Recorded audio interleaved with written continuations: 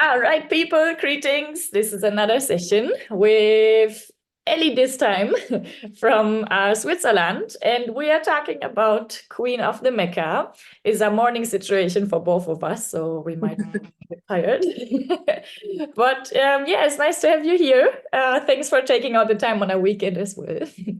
And yeah, for the people who don't know you, maybe give us a short introduction about yourself. When did you start dancing and all these related questions to it? All right. Hello, everybody. I'm Ali Ragazzo from Switzerland. I'm half Swiss, actually, and half Italian. Born and grew up in Switzerland.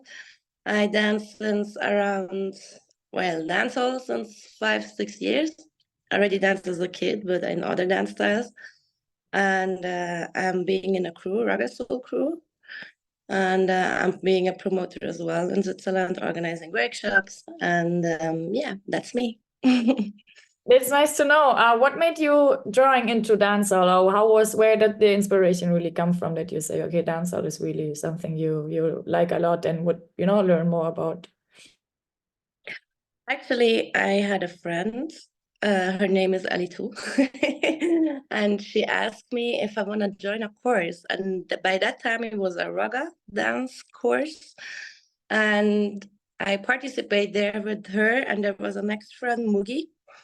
And with the two of them, we realized that we were dancing raga like a few months. And then we realized, there's something called dancehall. Okay, let's experience that. And then we stopped the raga course and we started to entering into the dance hall community step by step, because it takes time until you're inside and where are workshops, etc., etc. Yeah. Yeah, I get you. How would you describe the scene in Switzerland, though? The dancehall scene, of course.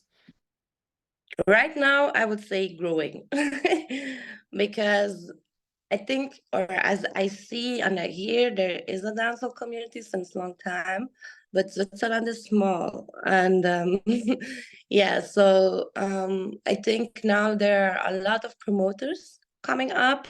I see more and more people organizing workshops and classes.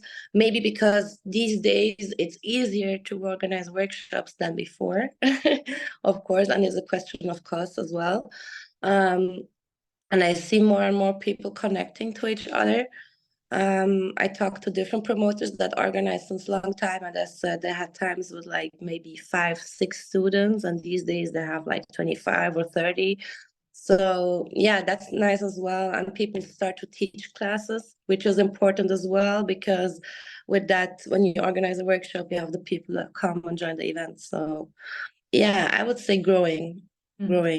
Is it mostly still like local people joining the workshops, or more people like coming from out of Switzerland, or is it maybe equal, like balanced? I think it depends where the workshop is. Like, I would say in my area, it's more local people. But if you go maybe more direction, Lausanne and Geneva, you have more people from France coming and joining as well. On Kingston Top Switzerland, we had people from France coming as well. So I think it depends which parts in Switzerland you organize, if it's closer to the border from France or Germany. Yeah. Yeah, makes sense. Now you mentioned it already. Queens on Top and in general, Dancehall Queen competition was a nice bridge. What made you competing in that place? It was this year, right? Yes. Yes. So tell me more about that. Actually, all right. To me, the best feeling in dancing is when I see like a room full of women enjoying themselves. And I had this in my mind, even when I was practicing, I had just this in my mind, every girl just feeling herself and enjoying herself. And that was like the motivation to say, yes, let's go and let's just enjoy ourselves and having fun. Like, because if I think too much in a competition thing, I'm like, I get stressed and I'm not going, like, I feel blocked. So this was the first thing I had in mind. And the next thing, dancehall queen style in Switzerland is not something that is big. If you organize a female class, you have more people coming than if you organize a dancehall queen class. So I wanted to show the people what dancehall queen style is, and it was really good. We had Sashi, Ms. Rose, and Alamanil here as well. When they did the judge demo, people were like, "Oh, what are they doing?" And a lot of people come and talk to me about this. They say, "Wow, they're crazy and they do things." And they're like, "Yeah."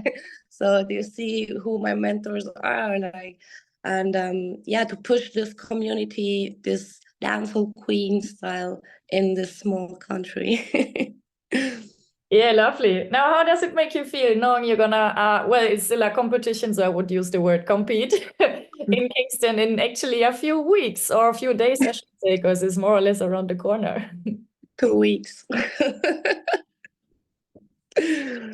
Yeah, how I feel about it, or yeah, so for me it's like I want to do the experience. I see the level there. This is something completely else than even a dancehall competition in Europe.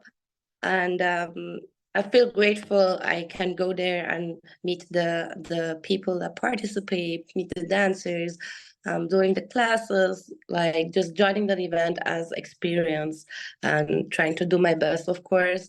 But I'm really grateful to do the link ups and talk to the people, exchanging. Like, this is the thing I'm looking forward to. How do you prepare for the workshop? Is there any special routine, anything where you say, "Oh, I know this is my like weaker points, I have to really work on them," or how does your next 2 weeks maybe look like, or how did your past 2 weeks look like? Already. Yeah. Okay. I go to the dance studio like every day, and I practice the things I have to prepare.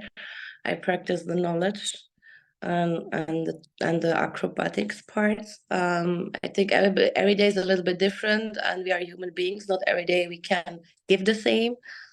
Sometimes I practice 1-2 hours. Sometimes, like yesterday, I was dancing in total 5 hours. So it depends. Yeah, it depends on how we are like. But I practice, yeah, mostly every day, just to prepare myself. Weaker points, of course, when like some acrobatics, like you can do more and more. Being stable in head tops, because the thing is, you can do something, but if you put the energy in it, and when you feel the adrenaline, like I flick over and I'm like, no, I want to stay. To dance still proper, when you have the energy putting in, and yeah, to come out of your comfort zone, like, and you see the people that you know, okay, I'm going. No, I stay and I give everything. So yeah, these points I was working on. Yeah, get you. Now tell us also about your strength, of course. Like, where would you say is more like this is something like, yeah, I know, I got this. I go with the feedback that I hear, and I think that's the energy. Like, I have the energy, and I think this is something that helps me. And sometimes the craziness, when I really go, I'm into my thing, like do this and use this, and I'm practicing head top on the bench and things like that, just to go crazy. Yeah. Yeah, sounds good. Leads me to the question, how would you describe your dance style in 3 words? Whoa. I was never thinking about that. Um, uh, Powerful. Well, English words, huh? Yeah, I mean, uh, does it exist the word energetic? yeah, Just to yes, yeah, energetic, energetic, yeah. and funny. Yeah. Yeah, that sounds cool. Nice. Tell us about your role models in especially female dancehall. In Your role models in female dancehall or your inspirations, like which Jamaican dancers are inspiring you, you look up to, and yeah. one of them is Hatop Anika. She, yeah, no words to her. And of course, with that Sashi, um, especially in acrobatics, and the attitude, like all this attitude from Sashi. Um, More into steps is Katie Insanity. I really like her steps and the energy as well. Smiles. Um, who inspired me a lot is Dancehall because she's so she has so much style. It's not only the female, so like she can do everything. And I think the list is long because I can tell you Shally Expressionist, Stage of Fire. I think every female dancer to me is an idol. Like everybody I took class, I was like, wow.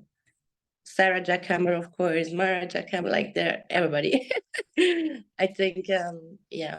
Yeah, I get you. I get you. Most of them is like sometimes you look at them as like, oh, like there's a piece that really is inspiring and that you can take like, in a whatever inspirational way and say, oh, this is something that, yeah, I really like about that person. Or yeah. Is there any last message to your fans, to your followers, to people who know you? Yeah, any words that you want to share before the competition starts? I say that what I always say to my students, especially to the females out there when they are thinking like, oh, I want to dance this too, but I'm ashamed to dance like that. Just do it. Because a few years ago when I started, I was not even able to whine or to joke. I had literally to broke my back to get into this thing. So every female out there where you think, oh, I cannot do that, you can do that, and just join the dance. And to everybody else, much love, and look the live stream on the 13th of January. Yes, I'll make it to Kingston straight. Yeah, thank you so much, Ellie. Of course, wishing you all the best. Good luck for your preparations, and yeah, take it easy still, even though you're gonna practice every day. I know it's hard sometimes, so give you a little rest day as well. And Thank you. yeah, safe flight, safe travels, and Happy New Year, yeah, when it comes. Thank you to you too. Big up. That's all. Catch you. Take care. Bye. Bye.